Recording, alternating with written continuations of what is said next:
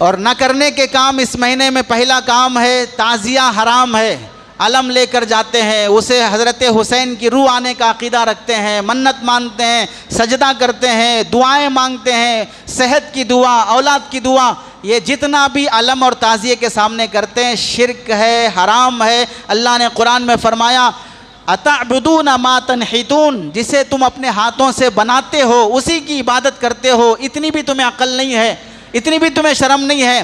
पूजा करने के काबिल अगर कोई चीज़ है, काबतुल्लाह की पूजा करनी चाहिए थी, हजर अस्वद की पूजा करनी चाहिए थी, लेकिन जब वो हराम है तो फिर ये हलाल कैसे हो जाएगा। ऐसे ही नौहा और मातम की मजलिसें कायम करना हराम है। तो मातम की मजलिसें कायम करना, किस पे मातम कर रहे हैं? 1400 साल पहले जो अल्लाह की खातिर शहीद हो गए उस पे मातम कर रहे हैं। वाह, कितने नरम दिल पैदा हुए हैं। 1400 साल के बाद का गम अभी भी ताज़ा है।